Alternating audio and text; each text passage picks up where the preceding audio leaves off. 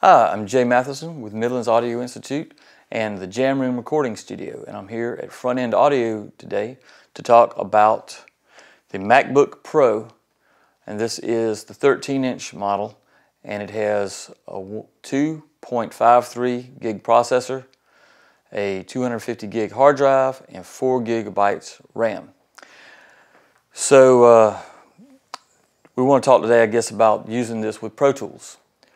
I'm sure you can look on the Apple site if you want to find out about iLife, GarageBand, or anything like this. But one of my main applications for this computer as my personal computer is to use it with Pro Tools LE, of course.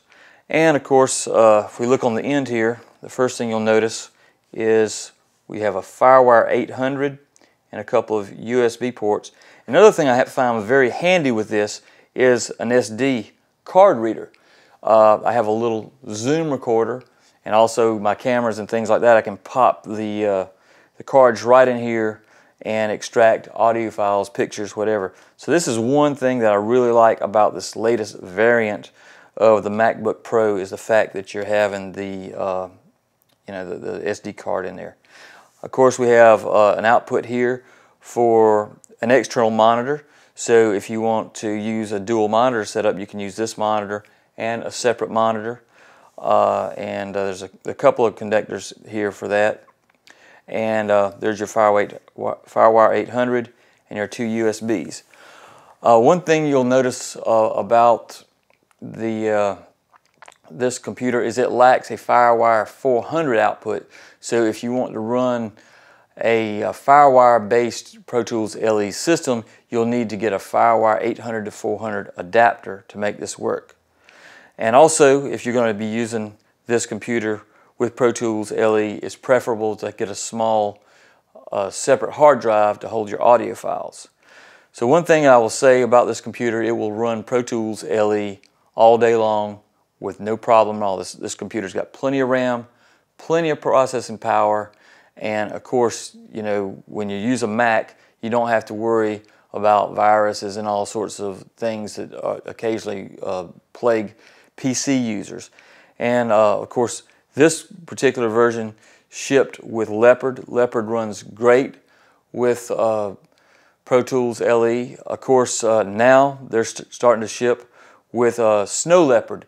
Now, one thing you want to do if you're going to buy this computer to use with the Pro Tools LE system, you'll want to check the Digidesign site and be sure that they've got the operating system, the Pro Tools operating system, up to speed with using it with Snow Leopard. So before you purchase this, if you're looking to pull it out of the box and hook it right up to a Pro Tools system, be sure that the Pro Tools LE, by reference to the Digidesign site, it's going to be up to date. And every time Apple comes up with a new operating system, it takes Digidesign, who of course makes Pro Tools, a little bit of time to get their operating system compatible. So that's the one thing you want to check about.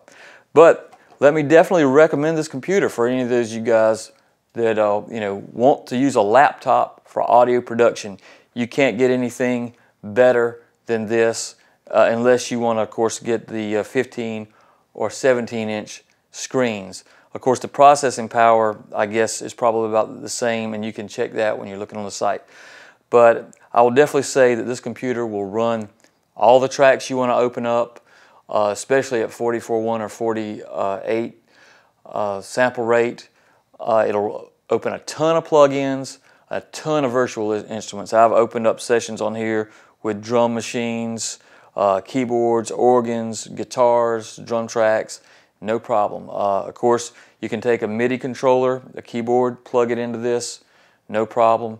So I'm giving you guys the thumbs up if you guys want to use the MacBook Pro for use with Pro Tools LE, and probably any other recording software and system that is functional on Mac computers.